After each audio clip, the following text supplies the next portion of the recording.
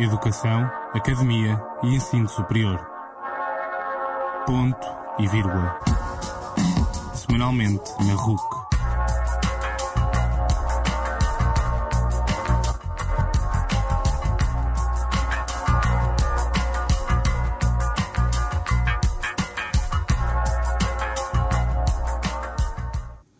Olá, muito boa noite, sejam muito bem-vindos a mais uma edição do Ponto e Vírgula, que leva até à antena da RUC, a Academia, Educação e Ensino Superior. Hoje em destaque os problemas profissionais que os jovens recém-licenciados atravessam na hora de conseguir o primeiro emprego na área. Em estúdio temos hoje connosco o professor Elísio Estanque, ou melhor, ainda não temos, mas contamos ter o professor Elísio Estanque, sociólogo, o professor João Sousa Andrade, economista, e ainda Sérgio Pinto, coordenador do Pelouro das Saídas Profissionais da Direção-Geral da Associação Académica de Coimbra. Olá, muito boa noite a todos. Sérgio, se calhar começo por ti e perguntava-te, pela experiência que tens na Direção-Geral, quais é que são as principais dificuldades que os jovens têm atravessado e que tens dado conta na hora de conseguir um primeiro emprego? Antes de mais, gostava de começar por agradecer o convite à Rádio Universidade de Coimbra e também agradecer a presença quer do Dr. Elísio de Moura, quer do Dr. Sousa Andrade. Penso que o seu contributo para este tema é fulcral. Passando à pergunta, acho que acima de tudo o que prende com o facto da falta de emprego é mesmo essa, é que em Portugal nós estamos a atravessar uma crise bastante grande e cada vez mais a gente vê, é tópico nos médias, o número de desempregados a aumentar, o fecho cada vez mais de fontes de emprego, e isso leva a cada vez mais os estudantes de maneira a, quando acabam o curso, depois de tantos anos, chamamos-lhe assim, a tentarem se instruir para terem um emprego condigno, que neste momento a falta destes empregos em Portugal é muito grande e que tendem a emigrar bastante para dentro da União Europeia, principalmente, e depois para países como o Brasil e Angola. Então é mesmo um facto que os estudantes, mesmo aqui daquilo que tu tens percebido aqui na Direção-Geral, que uma das grandes, um dos horizontes, digamos assim, dos estudantes muitas das vezes é emigrar, porque em Portugal não têm as saídas que pretendem. Sim, infelizmente cada vez mais a gente tem assistido a isso, mesmo perante o gabinete. Cada vez mais a gente vê pessoas, estudantes e licenciados a quererem emigrar porque os próprios ordenados e os postos de emprego que neste momento lhes são oferecidos são baixos. Professor João Sousa Andrade, se calhar agora perguntava-lhe quais é que são os reflexos que isto pode ter então na economia do nosso país, deixar de fugir jovens licenciados, que à partida seria um bom incentivo à resolução, pelo menos à ajuda na resolução da crise que vivemos. Ora, boa noite, é um prazer estar aqui convosco.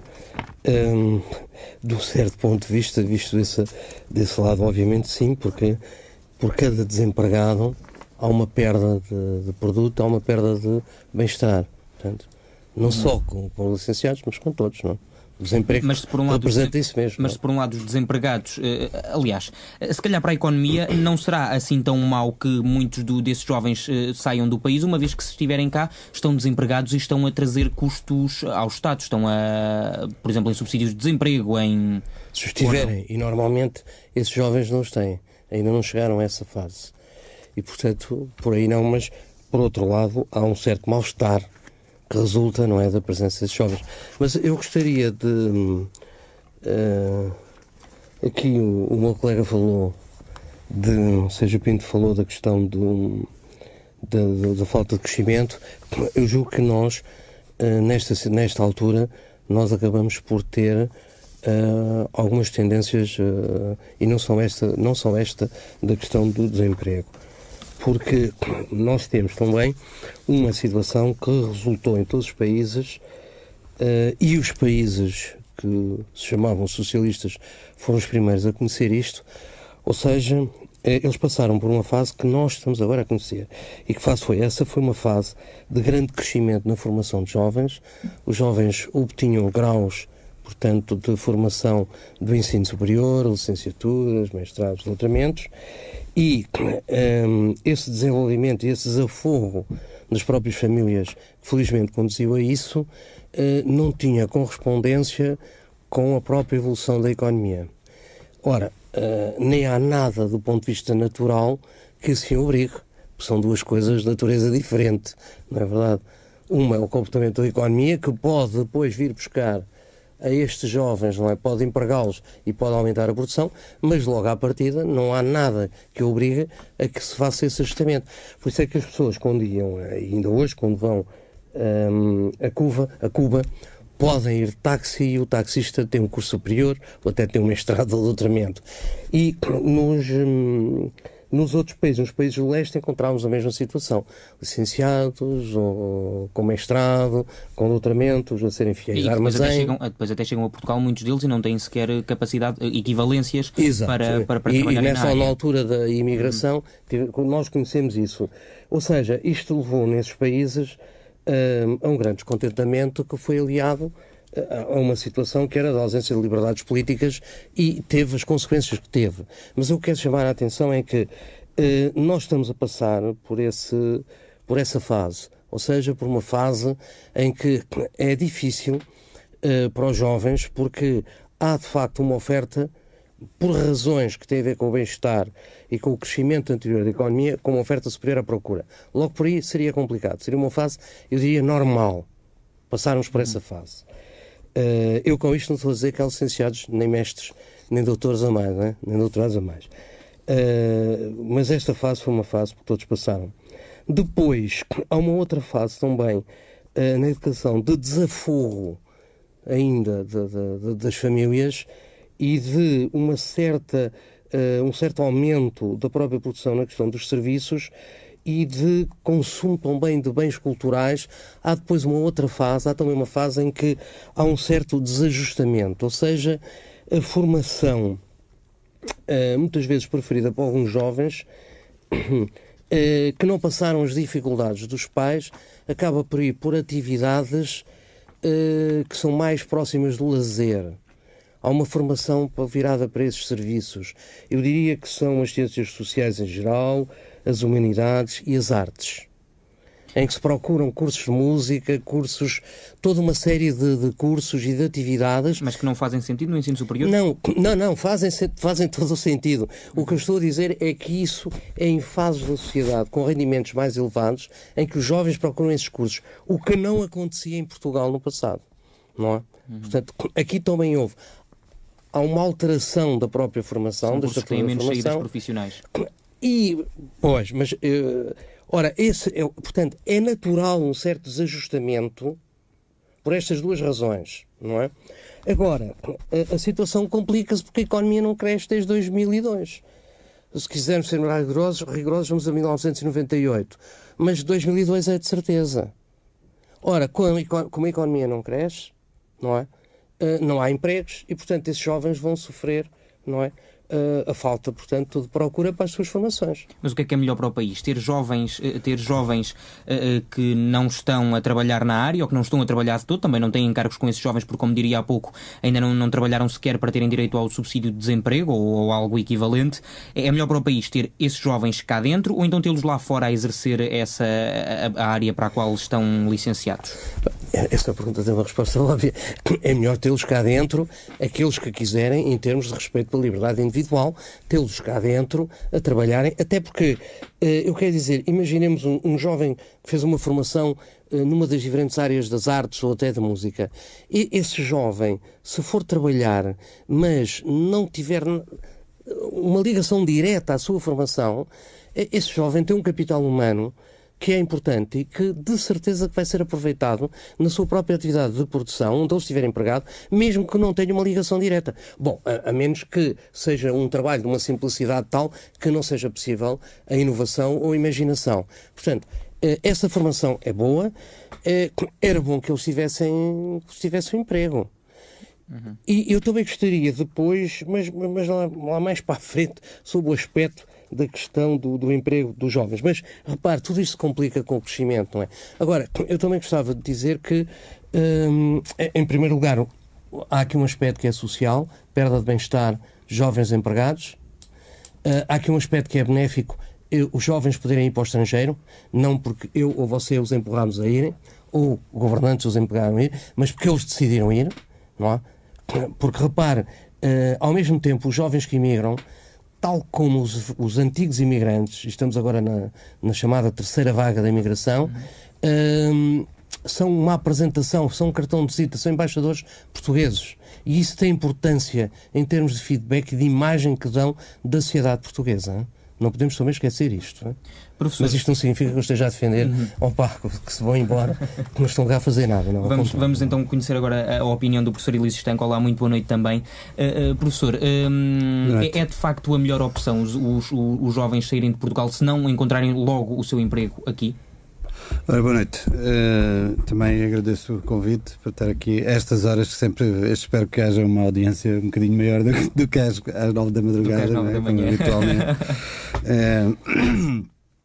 Ora bem, como dizia o meu colega Sousa Andrade, quer dizer, a gente tem que respeitar as decisões individuais. Só que aqui o problema de fundo não tem, enfim, não depende das decisões individuais. Quer dizer, as decisões individuais ocorrem na medida em que não há alternativas. Quando não há alternativas, cada um, obviamente, tenta desenrascar-se, tenta encontrar um caminho para organizar a sua vida e portanto, procurar um emprego onde ele possa existir.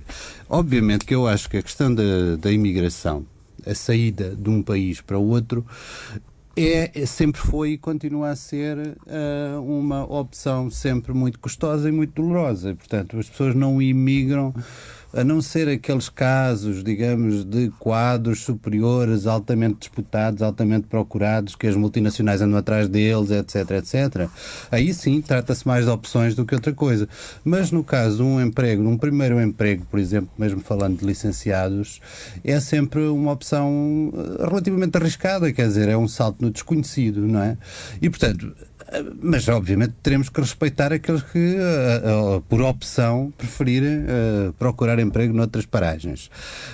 Mas a questão de fundo aqui que se coloca em Portugal neste momento é realmente a escassez da oferta de emprego qualificado e, portanto, tudo isso num quadro de crise, de pressão económica e com todos os problemas sociais e implicações que daí advêm, é muito complicado e por isso é que é muito estranho, por isso é que há toda esta polémica quando ouvimos responsáveis governamentais, digamos, a fazer da imigração como se fosse uma alternativa, como se fosse uma política do governo, e isso não faz sentido absolutamente nenhum, não é?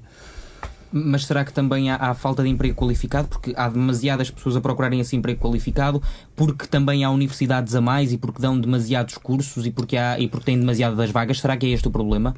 Quer dizer, eu aqui, desse ponto de vista, eu partilho um pouco aquilo que eu consegui perceber do que dizia o Sousa Andrade. Eu acho que se um país tiver, francamente, padrões de desenvolvimento muitíssimo avançados, em que a sua população seja 100% licenciada, isso é ótimo, porque o conhecimento nunca faz mal a ninguém e, portanto, seja qual for o tipo de profissão, de atividade, saber mais, ter mais cultura, ter mais acesso a outras áreas de conhecimento que não especificamente os aspectos técnicos da profissão que está a exercer, é sempre positivo, não é?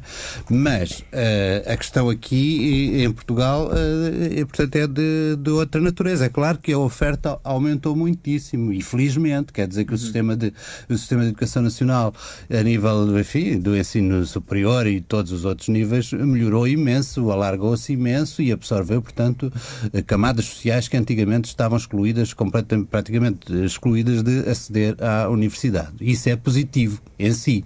Não é? Agora, o que é problemático é que realmente o nosso mercado de trabalho, a nossa economia, as nossas empresas não se reestruturaram atempadamente de modo a acompanhar esse ritmo de qualificação dos nossos jovens e das sucessivas gerações desde os últimos 30 anos, não é? Agora, culpa de quem? Culpa das empresas, culpa das crises, culpa dos mercados internacionais, culpa do quê? Da tecnologia e da ciência? Não é certamente, porque é um dos campos onde também tem havido indicadores extremamente positivos no nosso país. Agora, apesar de a gente eu pelo menos não advogar uma economia estatizada e um país onde o Estado e o Governo tenham que decidir tudo e traçar todas as estratégias e orientações para as empresas, não, acho que é importante que haja mercado e que haja liberdade, mas dito isto, também acho negativo e estamos, acho eu, a pagar agora o custo de tudo isso, de não ter havido de facto uma estratégia de desenvolvimento para o país, e aí sim eu acho que o Governo tem uma obrigação acrescida em todas as áreas, designadamente criar condições para, na medida do possível, conjugar e aproximar, digamos, esses outputs que saem anualmente das universidades com as necessidades da nossa economia, até porque há pelo menos 15, 20 anos que já se percebia que o nosso tecido económico tinha que se reestruturar. O padrão de competitividade que nós tivemos até então, baseado nos baixos salários e numa indústria extremamente tradicional, na maior parte dos casos, portanto precisava de ser revisto, não é? E essa estratégia do Governo é que não foi adotada. E isso queria pegar em 2 pontos da sua resposta para lhe fazer mais 2 perguntas, mas agora passamos a bola aqui ao Sérgio. Porque, como o professor Elísio Estanque diria há pouco, temos demasiados jovens, demasiados não, temos alguns, como eu diria há pouco na pergunta que coloquei ao professor Elísio Estanque, assim é que é, temos alguns jovens qualificados e se calhar até demais. Agora, aquilo que eu te perguntava é se sentes que os jovens têm algum repúdio em aceitar um emprego que não seja um emprego na sua área. Sim, como é óbvio, quer dizer, se a gente se tentarmos nos pôr um bocadinho na pele ainda do estudante, a verdade que se passa é, um estudante muitas das vezes lutou para ter para conseguir fazer um ingresso no ensino superior, para conseguir aquele curso que desejava, tem muitas das vezes alguma dificuldade a conseguir finalizar um curso, devido também a próprias situações pessoais, mas quer dizer, muitas das vezes consegue superar uma constante de obstáculos e tem como meta conseguir fazer aquele curso que tirou. E a verdade é que a maioria das pessoas agora, quando acabam os cursos, já começam a ter consciência que não vão exercer aquela área, que demoram em média 5 anos a conseguir exercer essa área, a área que retiraram. A verdade é essa. Se calhar não é correto, e como foi dito, a verdade é que falhou se calhar aqui um bocadinho uma estratégia de desenvolvimento do país para conseguir absorver todos os nossos licenciados. A verdade é que cada vez mais, isso também é uma experiência que eu tenho e que tive durante o ano, a verdade é que existem cursos que produzem um número de licenciados excessivos para o que consegue ser absorvido pelo país. E a verdade é essa. Nós temos cursos em que, se calhar, isto hipoteticamente saem a nível nacional 2.000 licenciados anualmente e o mercado que a gente tem, português, apenas consegue absorver 200. O que é que a gente vai fazer ao restante? A verdade é essa. E cada vez mais, quando uma pessoa tira um curso superior, houve uma massificação e, se calhar, hoje em dia, podendo usar este termo, um curso superior foi banalizado, isto é... de antes era um fator...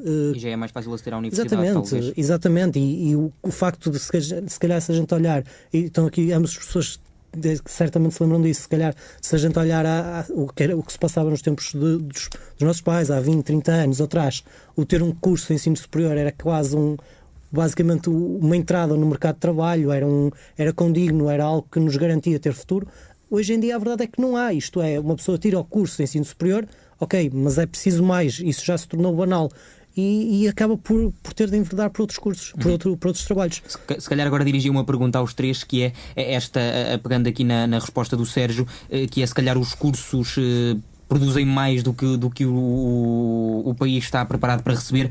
A pergunta que vos colocava é se isto aqui funciona um pouco como no futebol. Temos grandes jogadores portugueses, mas que não jogam cá dentro. Estão a jogar lá fora porque cá dentro não temos, se calhar, capacidade para os acolher porque são bons demais. Será que isto funciona assim também nos licenciados?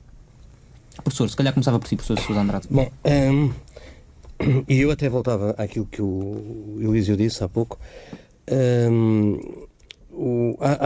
Eu diria que pode haver pessoas que se desempregam em Portugal por aquilo que se chamam um desemprego de pesquisa, ou seja, porque eles querem procurar um emprego com uma remuneração mais elevada. E ele referiu isso. Há casos, mas estes casos são muito individuais, não são genéricos. Há este tipo de desemprego, que é aquele quadro que vai para o estrangeiro, que vai para a França, para a Holanda, que tem de facto um mercado, podemos dizer que é hoje um mercado global. Mas isso sempre existiu. O que há de novo hoje não é isso. O que há de novo hoje é a terceira vaga da imigração, e posso citar o livro do Álvaro Pereira, do Ministro da Economia, que justamente chamava a atenção, é a terceira vaga da imigração. E este tipo de imigração, não é? Já não vamos para o Brasil, já não vamos sobretudo para a França, para os bidonvilles, temos uma imigração agora, sobretudo, de pessoas já com uma formação e é normal ser licenciado. Este tipo de imigração é uma imigração para combater a fome. Porque se ficarem aqui, não trabalham. E se não houver uma ajuda familiar, passa-se fome. Portanto, deixa-me história.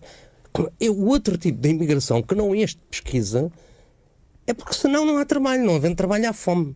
Porque ainda por cima tratam-se pessoas excluídas dos apoios sociais, que eu já disse, gostaria depois de falar deste aspecto do mercado de trabalho dos jovens. Ou seja, são realidades diferentes. Eu concordo com o Sérgio quando ele diz há um desajustamento completo. E continua a haver, repare, a famosa autonomia. A autonomia da Universidade Científica e Pedagógica acho que é intocável. Mas, à custa disto, arranjou-se uma autonomia em que os cursos em que as pessoas trabalham em autogestão e os docentes universitários decidem quem é que devem formar. Quanto mais importante for a sua licenciatura, a sua área, mais quadros podem ter, etc, etc, etc. Ou seja, o que é que isto tem a ver com a realidade do país? Absolutamente nada. Isto é um abuso da própria autonomia, de costas viradas para o próprio governo. Eu não acredito que seja possível a chamada planificação, sabermos quantos engenheiros disto ou daquilo, ou gestores, ou economistas, ou sociólogos, ou tradutor. Não, nada disso. Mas é óbvio que há um desajustamento completo, costas viradas para a realidade da própria universidade e dos estudantes universitários, que lavam as mãos, não tem nada a ver com o assunto, mas que estão a criar um problema grave, que é esse problema do desajustamento. Portanto, a questão das vagas. Haver vagas a mais... Exato, um desajustamento muito grande. Agora, a outra questão da quantidade, o presidente norte-americano Clinton tinha como programa licenciar todos os americanos. Portanto, e eu estou convencido que nós vamos ter, quando a economia portuguesa começar a crescer, vai ter de crescer, que nós vamos ter um choque de produtividade. Porquê? Porque o mercado de trabalho protegido, com muitos trabalhadores qualificados, mas que é protegido, que está até agora tem sido bastante protegido, sindicalizado, etc., constituído por pessoas já com uma certa idade, com uma formação muito escassa, eles vão se reformar. E aí, como disse o Sérgio, o estudante vai ter de... É esse estudante, é o nosso estudante hoje que vai ocupar esses lugares. Ora, nessa altura nós vamos ter uma substituição por pessoas muito pouco qualificadas em termos de formação, por pessoas muito qualificadas, sobrequalificadas. Isto gera, e nós temos testemunhos em diferentes unidades, em diferentes empresas, isto gera um verdadeiro choque de produtividade. Isto vai ser extremamente positivo à economia. Portanto, e o estudante tem que ter consciência que... Bom, reparem, engenheiros. Qual era a realidade quando eu fiz o curso? Era um engenheiro sentado atrás de uma secretária, de casaco, de gravata. Isso acabou. Hoje os nossos engenheiros vão para as oficinas. Estão a trabalhar com as mãos na massa. Bom, eletrónica ou informática, programando, mas todos os outros, mecânica, etc. Mas isso é o lógico ou não? Claro que é o lógico, mas não era essa a nossa realidade. Tudo isto se transforma muito rapidamente. Considera que mudou para melhor? Mudou para muito melhor, mas não esqueçamos, olhemos também para os salários. Os salários dos nossos engenheiros, em termos relativos, baixaram bastante em termos de poder de compra. Não estão muito distantes hoje dos engenheiros da Eslováquia, da República Checa, etc. E a tendência vai ser essa. Na altura, nós também não quisemos perceber na questão de uma política salarial cuidadosa, que não a tivemos, foram feitos disparados atrás de disparados. Hoje o que aconteceu foi isto. Esses salários são muito parecidos já com os salários desses países, que é lógica, é para isso que vamos, mas esta evolução vai acontecer com todos. Aliás, o estudante de Coimbra já tinha uma vantagem face ao estudante de Lisboa e do Porto. Se aparecesse aqui um lugar em Gouveia ou em Chaves, o estudante de Coimbra ia. O estudante de Lisboa e do Porto torcia o nariz. Ele nem sabia onde é que ficava Chaves. Gouveia, então, isso devia ficar, sei lá.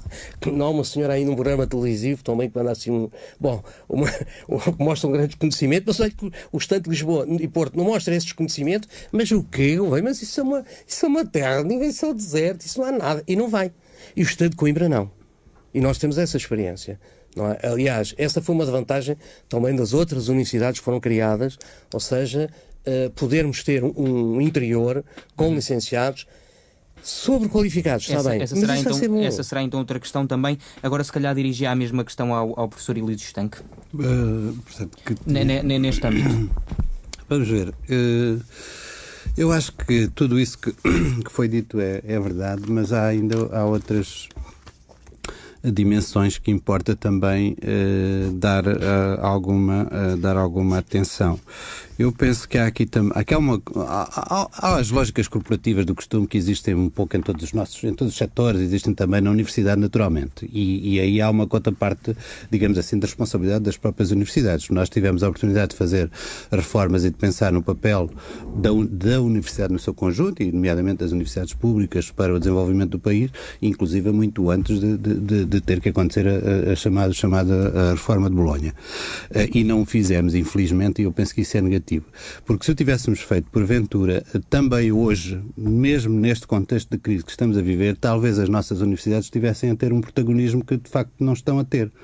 Não é? Porque a universidade também é preciso não deixar arrastar, digamos, uma tendência que se vem acentuando e que é justamente derivada do facto do acesso à universidade se ter democratizado imenso e, portanto, aquela massificação que falava o Sérgio, e, portanto, quanto mais o aluno que está na universidade é oriundo de uma família de classe média, média baixa ou de classe trabalhadora, maior é a tendência para que ele pense que aquela formação que está a ter tem um objetivo. Portanto, o conhecimento é instrumental. Os conhecimentos e as competências adquiridas são para o exercício de uma profissão, ponto final. Para chegar ao fim do curso e terem para ir na área. Bom, mas eu acho que a universidade e o conhecimento e o capital de cultura, inclusive, que a universidade tradicionalmente tem sido, vocacionada para aí, não pode limitar-se apenas a isso. E aqui também acho que houve outra lacuna por parte do poder político de não ter feito atempadamente uma distinção entre uma formação técnica, uma formação tecnológica e uma formação superior, não é? Uma diferenciação talvez entre Politécnico e Universidade, não? E aí,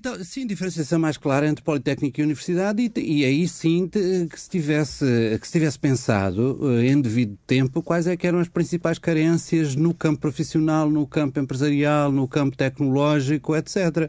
E depois há outras formações e outras áreas e outros conhecimentos e outros saberes que a Universidade também fornece, naturalmente também sujeito aos mecanismos de mercado, à oferta e à procura, mas que tem um papel que transcende, penso eu, o campo estritamente profissional. E, portanto, não se pode pensar ou fazer depender apenas a existência de cursos da sua saída profissional imediata. E, como eu dizia, a Universidade tem ela própria, enquanto, digamos, a elite que pretende ser e que foi ao longo de muitos séculos, tem também obrigações no sentido de imprimir a sua opinião, ou o seu conhecimento científico, etc., para fazer ver também às instâncias que regulam o Estado e do próprio poder político as necessidades do país, não é? E o facto é que há uma tendência para a vulgarização e a massificação dos diplomas e dos títulos, mas cada vez mais as pessoas dão mais importância aos próprios títulos do que aos seus conteúdos, não é? E isto nota-se desde o aluno do primeiro ano da universidade até aos próprios governantes, não é? Onde a encenação é muito mais importante daquilo que é a densidade cultural e o conhecimento efetivo de cada um, não é? E por isso há um déficit de cultura, há um déficit de pensamento estratégico e, portanto, isso vai da base até às elites, mas eu acho que aqui as elites naturalmente têm mais responsabilidades do que têm as bases e, portanto, quando as universidades por si próprias não tomaram a iniciativa, deveria ter sido feito de outra maneira. Acho que as decisões das reformas universitárias foram feitas de uma forma demasiado centralista, demasiado tecnocrática e percebemos isso hoje muito claramente. Aquilo que foram as razões de fundo que estiveram por trás de toda esta reformulação foram mais de natureza financeira e de natureza económica do que outra coisa. E, portanto, eu penso que o papel das universidades no país deve servir para mais do que isso, não é? Uma universidade deveria servir, e pergunto-lhe eu, para criar para a área da investigação apenas, ou como os politécnicos, também para uma pessoa poder tirar uma licenciatura de 3 anos, neste caso 3 anos mais 2 de mestrado, e poder começar a trabalhar logo? Quer dizer, eu acho que a Universidade, em primeiro lugar, devia ter contribuído, e tem condições para isso, para alterar e atualizar os próprios conceitos. O próprio conceito de trabalho, o próprio conceito de formação, o próprio conceito de educação e o próprio conceito de articulação entre aquilo que é o processo de formação dos jovens e o seu contacto com a realidade profissional, não é? Aliás, no próprio espírito de Bolonha está um pouco isso, só que a gente não tem condições práticas e concretas de pôr isso, de facto, em ação, não é? Uma maior ligação entre aquilo que são as aprendizagens mais livrescas ou mais teóricas e aquilo que são as necessidades do país e que é a realidade económica e social do país. Isso tudo é muito bonito no papel, mas depois, quando não há meios para as coisas serem de facto implementadas, não resulta. Mas consideram que as universidades e as instituições de ensino superior são os principais culpados por haver tantos jovens a terem que... Eu não quis de maneira nenhuma dizer isso. Muito pelo contrário. Eu acho que a sociedade portuguesa, no seu conjunto, tem déficits de iniciativa e de participação e de sentido de risco. Penso que isso é reconhecido por toda a gente. Mas, naturalmente, que a primeira responsabilização que temos que fazer é a responsabilização política e, portanto, aí passa por muitos governos, passa por muitos discursos de facilitismo, por muitas incoerências, por muito comportamos bem, somos bons alunos, vamos fazer tudo aquilo que nos ditam lá da coisa, da Europa, podemos aderir à União Europeia, à moeda única e assim seremos recompensados. Os portugueses embarcaram nesse discurso que começou em grande força no tempo do Dr. Cavaco Silva como Primeiro-Ministro, não é?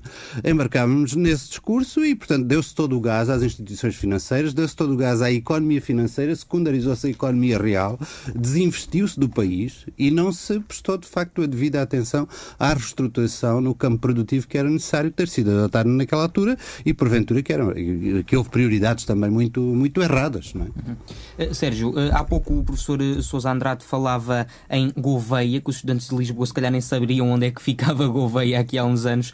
Achas também que quem acaba o seu curso, por exemplo, na área da medicina, onde não será uma área onde haverá tanta falta de emprego, mas assistimos várias vezes a esse problema, que é o facto de os alunos que acabam, por exemplo, o curso de medicina quererem ir para os hospitais centrais e não querem ir para centros de saúde, por exemplo, no interior do país.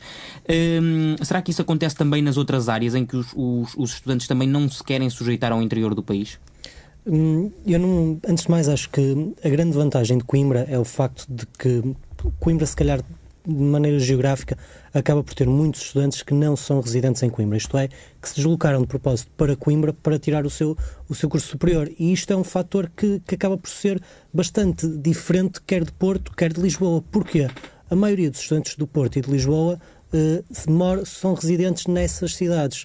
O que acontece? Nunca estiveram afastados da sua família, dos seus pais, e o estudante de Coimbra esteve. O estudante de Coimbra, se a gente for ver uma licenciatura, está há 3 anos fora de casa, isto é, de uma certa forma, alguma independência, e isto sim permite-lhe, se calhar, já não ter tanto receio de fazer esta mudança de cidade, coisa que se calhar o Porto e Lisboa e até isso nota-se eu próprio notei isso com a própria disponibilidade com um estudante de Coimbra, quando é-lhe oferecido uma proposta de emprego para fora de Coimbra, e reage quando ele é residente de Coimbra natural ou é de outra cidade. Isto é completamente diferente. Há muito maior capacidade para mudar de sítio para quem já passou por isto no ensino superior do que dos restantes. E se calhar acaba por ser esse o fator que nos permite a nós, estudantes de Coimbra, ir para Gouveia, ir para regiões do centro, porque já estamos habituados e sabemos que para atingir algo temos de nos mexer, porque se ficarmos parados... Não há oferta. Exatamente. O problema é que nós já estamos, de certa forma, familiarizados e já sabemos que se queremos chegar a algum lado, temos de fazer por ela, como se costumava dizer, temos de dar à perna, e a verdade é essa. O professor Sousa Andrade concorda com esta... Concordo inteiramente, pois se aqui o estudante de Coimbra sabe que não vai ficar aqui a trabalhar, não é? É uma minoria, não é? São muito poucos, não é? E substituindo-os vão reformando, não é? Tirando isso, acabou. E agora, com a desindustrialização que houve no próprio distrito, então agora ainda muito menos, não é? Mas relativamente a quando falou da questão da parte profissional, eu sinto muito à vontade para falar desse aspecto e da relação com o Politécnico, porque eu vim do Politécnico, fui contabilista, trabalhei como contabilista e depois é que me decidi fazer o curso de Economia, já lá há muitos anos. E, portanto, falo muito à vontade disso, sem problemas. Um dos problemas do Politécnico é que o Politécnico quis imitar a unicidade. E, ao querer imitar a unicidade, vai ocupar que lugar? Vai ocupar o segundo lugar. Ou seja, depois da unicidade. Mas isso é o que acontece com toda a gente se quisermos imitar o parceiro do lado. Agora, somos imitações. E seremos sempre imitações. Foi o que aconteceu com o Politécnico. Depois, a própria lógica que nós tivemos logo na altura da integração europeia, quando vieram os fundos extraordinários para a formação profissional, o que é que foi feito? Foi criado verdadeiramente um terceiro setor educativo, que foi o da formação profissional, retirado à universidade e retirado ao Politécnico. Isto foi um erro colossal que se está a pagar muito caro. Porque este terceiro setor educativo está a desaparecer. A maior parte já desapareceu. Porque ele veio porque vieram os fundos, acabaram-se os fundos e ele desaparece. Não é? A iniciativa privada nesse aspecto só responder. Muito dependente do Estado, dos fundos europeus. E, entretanto, essas verbas e esse aspecto de formação profissional foi desligado do Politécnico, mas também da universidade. Esse facto é um erro caro que nós hoje estamos a pagar. Estamos a pagar esse erro, não é? O outro aspecto que eu também gostava de dizer, eu tenho medo que a nossa situação de desemprego, de licenciados e aquele tipo de notícia, repare, hoje a maior parte das notícias são dadas e dizem pessoas que trabalham em redações de jornais, os estagiários que procuram notícias quentes, caldantes, que tenham impacto para conseguir o seu emprego. O tal furo. O tal furo. Para quê? Para terem o seu impacto, porque eles precisam trabalhar, eles precisam lá ficar. Portanto, têm de concorrer, têm de mostrar trabalho. Isto é mau, porque o bom senso que saía da redação do jornal já não tem agora de ser feito. Ele pode ser dominado por esta procura do sensacional que é dado pela posição do próprio estagiário, que entra em concorrência uns com os outros. Não é? É um efeito um pouco perverso. O jornal está a dar uma oportunidade, um jornal, uma rádio, qualquer outra área, acontece exatamente a mesma coisa, está a dar uma oportunidade a um estagiário que lhe diz, não, isto é para o teu bem, é para tu conseguires currículo, e afinal de contas está a trabalhar sem ser remunerado. Essa ideia que é muito chocante dizer licenciados desempregados, o desemprego à custa dos licenciados. Batermos muito nesta tecla, eu tenho medo porque, face ao problema financeiro, repare, o Cameron em Inglaterra disse às universidades, vou reduzir o financiamento em 20%. Só que trocou. Ele manteve foi o financiamento em 20%, reduziu 80%. Já há universidades que estão a adaptar-se. Já há licenciaturas nos Estados Unidos de 2 anos. Isso fazia sentido também. Não, são respostas financeiras, quer dizer, não vale a pena a gente estar a discutir muito esse aspecto. Ou seja, os problemas que estão a surgir atualmente, os jovens acabam por se desempregar, e era como diria há pouco o professor Luís Estanque, por alguns erros políticos. Aquilo que quer dizer é que se os erros continuarem, podemos chegar então a esse os ingleses já lá estão, mas eu tenho medo, não é tanto acho que as autoridades portuguesas não vão chegar a esse ponto, mas é criar a ideia que nós estamos a produzir licenciados em excesso e atrás dessa ideia vir uma outra que é a das propinas e que é a redução dos apoios sociais. Porque é que nós vamos apoiar os jovens que vão tirar cursos que vão gerar desempregados? Ou de outra maneira, porque é que nós não vamos aumentar as propinas? Porque afinal até resolvíamos o problema financeiro de universidades, não é? E deixaríamos de ter tantos licenciados que, afinal de contas, até não encontram emprego. É preciso ter cuidado com este tipo de notícias, porque elas podem justificar, elas podem criar um sentimento que é favorável a estas duas medidas, está a ver? Já lá vamos, professor, já vamos falar nessa questão das propinas e lançar também aqui para cima da mesa essa questão que acabou de levantar do aumento das propinas para fazer uma espécie de triagem das pessoas que acabam por ingressar no ensino superior. Mas antes que gostava de perguntar também ao professor Luís Estanque esta questão de se considera também que os estudantes às vezes ficam um pouco reticentes em aceitar um emprego no interior do país, por exemplo.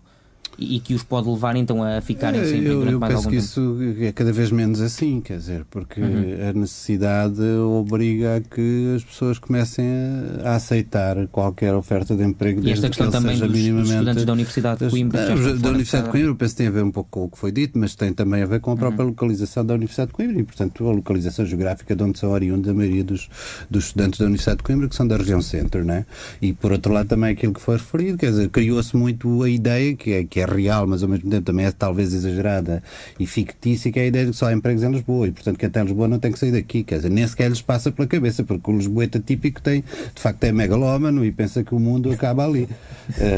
A mentalidade do lisboeta é muito por aí. Estou aqui. Está bem, mas eu também estou aqui, isso foi de outra época. Eu também sou lisboeta e estou aqui.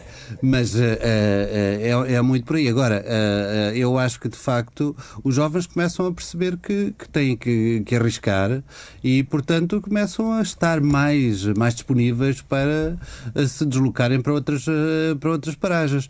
Mas, por outro lado, também é preciso uma nota que eu acho que é importante também destacar, e que muitas vezes na imprensa não se percebe isso, é que fala-se muito de desemprego de licenciados, mas o desemprego de licenciados é uma minoria comparado com o desemprego geral.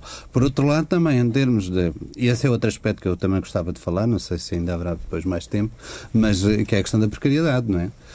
E que tem efeitos em todos os domínios, nomeadamente na própria comunicação social. Mas para já eu queria notar é que, apesar de tudo, quanto mais elevado é o diploma que a pessoa possui, menos tempo está em situação de desemprego e menos tempo está também em situação precária e, por outro lado, também como todas as estatísticas comprovam, as diferenças salariais são muito significativas entre licenciados e não licenciados, né? Coisa que porventura vai ter que mudar. Vamos então pegar nessa questão da precariedade para já. Aliás, antes disso vamos à questão do professor, que o professor Sousa Andrade lançou há pouco, que é a questão do aumento das propinas, que seria talvez pode ser uma forma de equacionar, financiar melhor o ensino superior para que as universidades tenham mais dinheiro para gastar aumentando as propinas e fazer uma espécie de triagem dos alunos que entram. E isto iria provocar, obviamente, uma elitização do ensino superior e, se calhar, pessoas oriundas de famílias com menos dinheiro, mesmo sendo bons alunos e podendo trazer qualquer coisa de bom à universidade, não viriam. Sim, com certeza. Aliás, isso seria retroceder face àquilo que foi a educação no tempo de Marcelo Caetano. Eu sou, como muitos outros, aquilo que um colega chama os filhos de Marcelo Caetano. Fomos para a universidade graças a uma certa abertura do próprio regime, de um apoio que foi dado às próprias universidades na altura e pronto, e fizemos a nossa vida a partir daí, não é? Portanto, isso era verdadeiramente um retrocesso, quer dizer, isto era um retrocesso aos anos 50, aos anos 60, não é? Isso seria... não é, portanto, uma solução. Não é, obviamente, do meu ponto de vista, não é solução. Do meu ponto de vista, não é solução. Mas, às vezes, também se comparam com as propinas, sabe, noutros países. E já agora eu gostava de dizer que, no caso inglês, às vezes há uma tentação para comparar.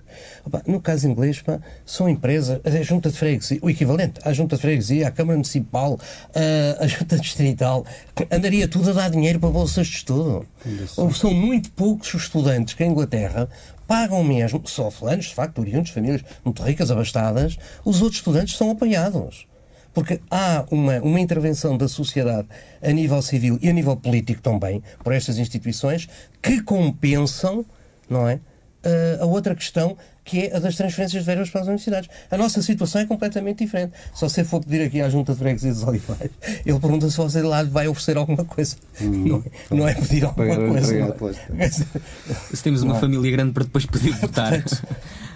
Sérgio, se calhar voltamos agora a pegar e se calhar no tema que o professor Elísio tem agora para encerrar. Antes de tentarmos também encontrar aqui algumas soluções para esta questão, se calhar perguntava-te também da experiência que tens da Direção-Geral e das saídas profissionais, de que forma é que os estudantes que acabam por conseguir emprego também trabalham de uma forma precária, que não têm ou condições de trabalho ou condições salariais que são as expectáveis?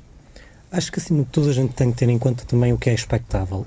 Se calhar, se uma pessoa for ter com um recém-licenciado, ele se calhar diz que o ordenado que espera ter é um ordenado de 1.500, 1.600. A verdade é que também, neste momento, o nosso país não permite este tipo de ordenados. Quer dizer, o ordenado que era, por exemplo, como já foi aqui referido, de um engenheiro há, se calhar, 10, 15 anos atrás, transferindo para atualmente, é muito abaixo agora. A verdade é essa. E sim, acho que cada vez mais esse é o grande problema que nós temos, é que também nós estamos, enquanto estudantes, estamos expectáveis de quando acabar o curso conseguirmos ter o emprego que queremos e ganhar a parte financeira que esperamos, mas que cada vez mais é é pior. Só gostava de acrescentar um bocadinho à parte de que foi falado. Relativamente às propinas, eu concordo inteiramente com o que foi aqui dito. A verdade é que cada vez, se a gente tem de defender um ensino gratuito, e a verdade é que cada vez mais há algum tema que não é aqui abordado, que foi para lá das propinas, o que é que um estudante também tem de gastar para poder estudar, e a verdade é que isso é muito importante. Cada vez mais a gente pode ter uma propina como a que temos, mas um estudante não é só a propina que paga, é a casa, é a alimentação, é as contas, é os livros, é as fotocópias, é o material, e isso sim é preocupante, e cada vez mais num cenário de crise já é às vezes complicado. Famílias do nível hierárquico médio-baixo, médio, já conseguir suportar estes custos, cada vez se calhar é pior, e se calhar nos próximos anos vamos assistir a um número de entradas no ensino superior cada vez a diminuir enquanto esta crise não passar. Se calhar, agora dirijo a pergunta ao professor Elídio Estanque nesta questão da precariedade. Se calhar os estudantes ou os recém-trabalhadores pedem mais do que aquilo que o país está preparado para oferecer, e consideram-se precários quando na realidade não são, ou não? Quer dizer, não me parece que esse seja o cenário mais comum, digamos assim. Quer dizer, quando o estudante... Pode acontecer, mas não é o... O estudante, não me parece que seja esse o padrão. O estudante, obviamente, que investiu e que na sua formação tem expectativas, não é? Como dizia o Sérgio, de atingir um padrão médio, pelo menos a nível salarial, mas eu acho que então, as pessoas incorporaram, enfim, já há uns tempos, a ideia de que as coisas estão muito difíceis e, portanto, o essencial é entrar no mercado de trabalho a qualquer custo. Eu até me parece que há uma passividade ou uma certa resignação bem presente entre o jovem licenciado em aceitar com relativa tranquilidade, pelo menos nos primeiros tempos, um trabalho precário, um trabalho, enfim, não é só uma questão de emprego, de contrato a termo certo, mas trabalhar em coisas que não têm nada a ver com a sua formação, num caixa de supermercado ou num call center, por exemplo, não é? Agora, quem aceita esse tipo de oferta é sempre, acho eu, ou na grande maioria dos casos, na expectativa de que dentro de algum tempo consiga arranjar, de facto, uma alternativa. Agora, eu acho que essa precariedade e os efeitos que ela atinge em todos os domínios também atinge negativamente a nossa produção e o funcionamento das nossas instituições e das nossas empresas, não é? Porque há bocado vocês estavam a referir a questão dos estagiários, no caso da comunicação social, mas não são só estagiários, mesmo aqueles que não são estagiários e estão com contratos precários, perderam muita autonomia relativamente às gerações anteriores no campo do jornalismo, por exemplo, não é? E, portanto, aquilo que muitas vezes merece realce, merece destaque, merece títulos, não resulta de uma proposta independente, autónoma ou de algum sentido crítico que o próprio jornalista que procura seguir, digamos, as regras deontológicas acha que é mais interessante, não é? As coisas são impostas e são sempre muito mais facilmente impostas de cima para baixo quando aquele que está em baixo não tem meios para se defender, não tem uma segurança mínima em termos de emprego e em termos de perspectiva de carreira, e em termos salariais, obviamente, é aquilo que é. Nós já sabemos que os níveis salariais em Portugal são uma miséria comparado até com a nossa vizinha Espanha ou mesmo com outros países até do leste da Europa. Não é? É miserável, e por isso é que pedir tantos sacrifícios como se está a pedir neste momento aos portugueses e à classe média é complicado. Portanto, é que as propinas, o pagamento das propinas e os custos que vocês estavam a falar tem que ver não apenas com o estudante, tem que ver com as suas famílias. As suas famílias são de uma outra geração, tiveram uma outra experiência, mas neste momento estão com o garrote a apertar nos seus orçamentos e, portanto, realmente é isso. Uma coisa, por exemplo, que eu acho lamentável, e só para terminar, é que em Coimbra não há verdadeiramente uma política de habitação para os estudantes digna desse nome, não é? Portanto, se houvesse meios de subsidiar esse tipo de oferta, isso já seria muito positivo para dar oportunidades, pelo menos, aos estudantes oriundos das famílias com menos posses. Também nesta questão da precariedade, professor, pedi-lhe que fosse o mais rápido conseguir. O mais rápido conseguir. Eu aqui, e julgo que não tenho a mesma opinião, embora não tenha falado disso, que o Elísio, eu acuso muito os sindicatos portugueses. Se foram extremamente conservadores, defenderam a massa sindicalizada, defenderam a ferro e fogo. Hoje, em plena crise, estão a recuar todos os dias e a todas as horas. E não vão conseguir parar. Eles estão a recuar e não sabem onde é que está a parede para se encostarem. Ou seja, todo este tipo de direitos está a ser perdido e houve muito tempo para renegociar esses direitos, abrindo, trocando com o terminar com uma certa precariedade dos jovens, no emprego de jovens. Isso nunca foi feito. Ou seja, eles interessaram-se pelos jovens. Os jovens estavam no mercado de trabalho desorganizado, como nem sequer o norte-americano está. Fica sabendo que eu estou inteiramente de acordo. Estás. E, portanto, estes jovens estão, de facto, num mercado anárquico e, repare-se, isto é muito importante do ponto de vista da economia para nós, porque com isto nós provamos simplesmente o seguinte, é que se o mercado protegido não cria emprego, está mais do que visto que o mercado anárquico não cria emprego. Porque não foi por este mercado anárquico, com estes jovens licenciados, com formação avançada, etc., que o emprego foi criado. Pelo contrário, não o vemos. E as reformas foram feitas nesse sentido, ainda tornando ainda mais precário o papel dos jovens. Por isso eu há bocado falava em fome, quero mesmo falar em fome. Ou seja, o jovem não encontra emprego, se quiser ter uma vida independente não tem, se ele não tiver o apoio familiar, ele passa fome e por isso emigra. Portanto, é isso que neste momento já está a acontecer. Os exemplos individuais são muito engraçados, mas não servem para a sociedade. Eu costumo dar aos meus estudantes o exemplo da soprano Anna Netrebko. Anna Netrebko, famosa Anna Netrebko, quando começou a trabalhar, foi a trabalhar com mulher da limpeza. Com mulher da limpeza para o teatro em São Petersburgo, para que o maestro a ouvisse. Resultou muito bem, extraordinário. Então, o problema dos jovens músicos que não têm emprego é resolvido em todos trabalhar para a limpeza? Obviamente que não. São casos individuais e são casos em que os nossos estudantes estão a resolver os seus problemas individualmente.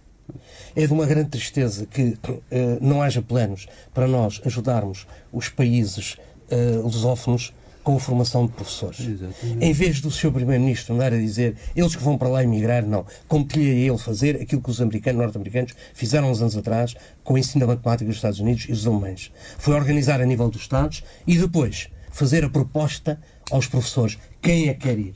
Mas com o programa feito e não assim, anarquicamente. Isso foi uma grande tristeza, o que prova que, de facto, os jovens licenciados têm de tratar de si próprios de um ponto de vista extremamente individualista, porque não têm qualquer ajuda do Estado. Neste sentido, não estou a dizer que é o Estado que quiser pagar. De haver acordos. Que possa haver, portanto, acordos a esse nível que possibilite isso e que facilite. Há uma outra coisa que eles ainda podem fazer, Sr. André. Protestar. Temos perdido, então, como se diria na gíria da economia, capital humano. Passamos agora muito rapidamente, temos 3 minutos e se calhar concentrávamos-nos agora, e já falámos de tudo aquilo que está mal, se calhar perguntava-vos agora se alguém tiver alguma solução. Qual é que acham que é a solução que se deve adotar? Quais é que são as medidas que se devem adotar para que isto mude? Fechar cursos? Fechar vagas de cursos? As coisas têm que ser repensadas, penso eu. Universidade a universidade, com sentido de realismo, mas sem perder, digamos assim, a ambição que uma universidade também não deve abdicar. Quer dizer, eu penso que não podemos também agora embarcar numa lógica de mercearia e de pautar tudo por aquilo que é, digamos, os orçamentos, não é? As universidades, apesar de tudo, têm alguma margem de manobra ainda para encontrar respostas, encontrar formas de resistir a esta tendência e, portanto, obviamente que racionalizar sim, e onde as coisas não funcionam bem, terá que haver, se calhar, algumas medidas mais difíceis e coragem para, de facto, enfrentar alguns lobbies instalados. Há coisas que realmente, como dizia o Sousa Andrade, há áreas onde, quer dizer, não há alunos, não há oferta, há professores, e se calhar às vezes há demasiados professores com demasiado poder dentro de um determinado corpo e mesmo sem recursos, inventam-se sempre formas de alimentar as coisas artificialmente. Sérgio, sim, professor. Sim. E há, de facto, cursos com números escolares exageradíssimos. Que são, de facto, e como é a universidade a falar, as famílias acham que têm a respeitabilidade da universidade, quando não têm. Há ajustamentos, concordo inteiramente, há ajustamentos que se têm de fazer, não é? Mas isso não resolve os problemas do emprego de jovens. O emprego, neste momento, só é resolvido havendo crescimento.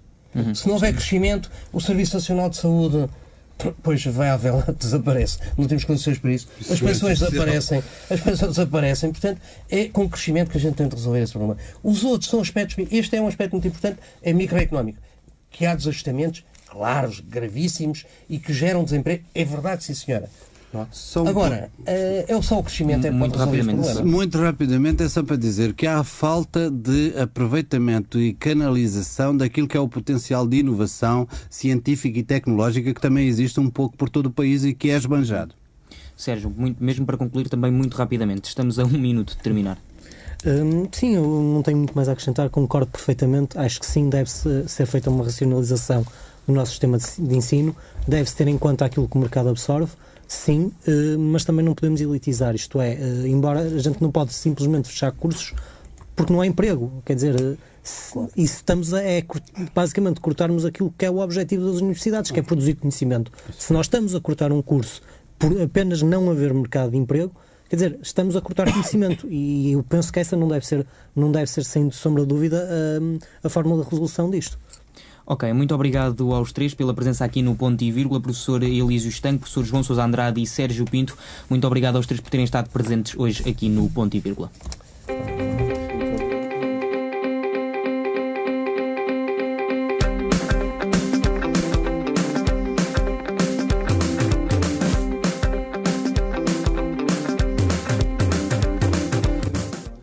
Colocamos agora um ponto final no Ponto e Vírgula de hoje. Voltamos na próxima semana. Até lá, mantenha-se ligado em facebook.com/Ponto e Vírgula RUC e ouça todos os podcasts em pontoevirgularuc.blogspot.com. Boa noite, muito obrigado por ter estado desse lado.